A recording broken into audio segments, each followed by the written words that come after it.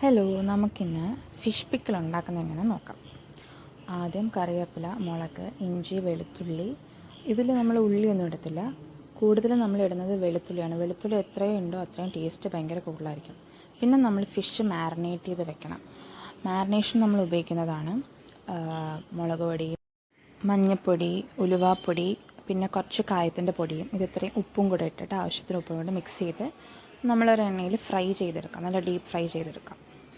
എന്നിട്ട് നമ്മൾ അതേ എണ്ണയിൽ തന്നെയാണ് നമ്മൾ ഇഞ്ചി, വെളുത്തുള്ളി, പച്ചമുളക്, കറിവേപ്പിലയൊക്കെ ഇട്ട് സോട്ട് ചെയ്ത് നല്ല പോലെ അതും നല്ലൊരു ഫ്രൈ ആയിട്ടുള്ള രീതിയിൽ ഒരു ബ്രൗണിഷ് കളർ ടെക്സ്ചറിൽ ആക്കിയെടുക്കാം. അത് കഴിഞ്ഞിട്ട് പിന്നെ നമ്മൾ ശ്രദ്ധിക്കേണ്ട കാര്യം എന്ന് പറഞ്ഞാൽ ഇഞ്ചി വെളുത്തുള്ളി ഒന്നും ഡീപ്പ് ഫ്രൈ ചെയ്ത് കരിഞ്ഞു പോകാതിരിക്കാൻ ശ്രദ്ധിക്കാം.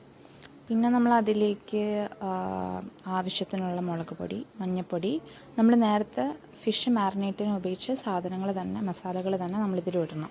അതിനകത്ത് മല്ലിപ്പൊടിയൊന്നും ഇടത്തില്ല.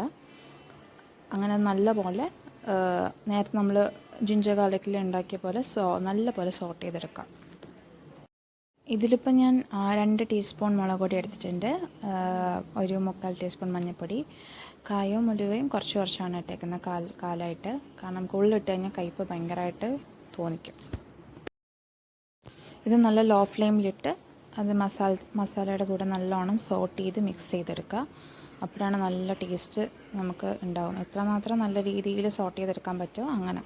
ഇതുപോലെ കരിയാൻ ഒരിക്കലും പാടില്ല. നമ്മളെപ്പോഴും ലോ ഫ്ലെയിമിലിട്ടിട്ട് മാത്രമേ കുക്ക് ചെയ്യാൻ പാടുള്ളൂ. പിന്നെ നമ്മൾ നല്ല ചൂടുവെള്ളം 1/2 ഗ്ലാസ് എടുക്കുക. അത് കണക്കിന് വിനാഗിരിയും 1/2 ഗ്ലാസ് ഇട്ട് നല്ല തിളപ്പിക്കുക. അത് കഴിഞ്ഞ് നമ്മൾ ഫ്രൈ ചെയ്ത് വെച്ചിരിക്കുന്ന ഫിഷും കൂടി ഇട്ടിട്ട് നല്ലപോലെ സോട്ട് ചെയ്തെടുക്കാം.